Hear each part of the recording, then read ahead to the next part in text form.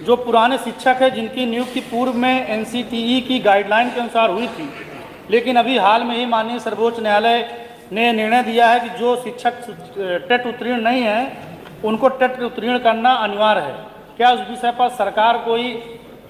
विधिक राय लेकर उस पर उत्तर प्रदेश के शिक्षकों को राहत दिलाने के लिए कोई प्रयास करेगी कि नहीं करेगी? और आपके माध्यम से मानवर मेरा दूसरा प्रश्न है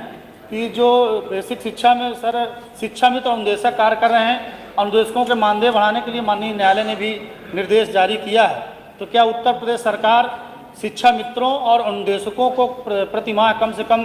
30,000 रुपये तक का मानदेय देने की व्यवस्था करेगी कि नहीं करेगी? है नहीं, लेकिन और आपके अनुमति से जवाब देना चाहें तो दे दें। जी सर, आपके अनुमति। जो अनिवार्यता के लिए माननीय सुप्रीम कोर्ट ने अपना जजमेंट दिया है, उस पर आपके माध्यम से प्रश्न किया है। ये पूरे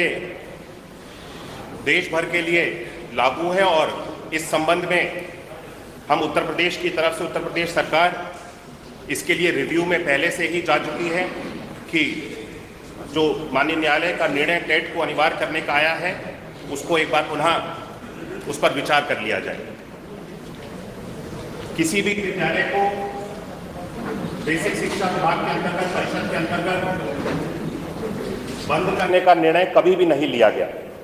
बार बार इस सदन में इस प्रश्न को उठाया जाता है कि सरकार के द्वारा बेसिक शिक्षा विभाग के द्वारा परिषदीय विद्यालयों को बंद किया गया। एक भी परिषदीय विद्यालय बंद नहीं किया गया है। जहां तक माननीय सदस्य ने शिक्षा मित्रों के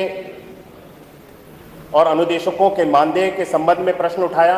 हालांकि वो प्रश्न से मूल प्रश्न से अलग है, लेकिन मैं इसके बारे में भी जानकारी आपके माध्यम से सदन को दे देता हूं कि शिक्षा मित्र और अनुदेशक हमारे विभाग के अंतर्गत बहुत लंबे समय से कार्यरत हैं और उनका जो योगदान है हमारे विभाग के लिए बहुत महत्वपूर्ण है। हमने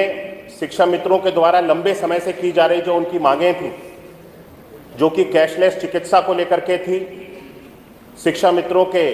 अपने मनचाहे स्थान पर उनके समायोजन की थी, इन दोनों उनकी मांगों को पूर्ण करते हुए कैशलेस 5-5 लाख रुपए की परिवार को भी सम्मिलित करते हुए चिकित्सा की सुविधा देने का कार्य हमारी सरकार ने अभी हाल ही में किया है और उनको मनचाहे अपने स्थान पे जाकर के वे अपनी सेवाओं को दे सकें, उसकी भी व्यवस्था बना करके वर्तमान में गतिमान है और चरणबद्ध तरीके से एक एक शिक्षा मित्र को अपने मनचाहे स्थान पे, जिस स्थान पे जाकर के वे अपना सेवाएं देना चाहते हैं उस स्थान पर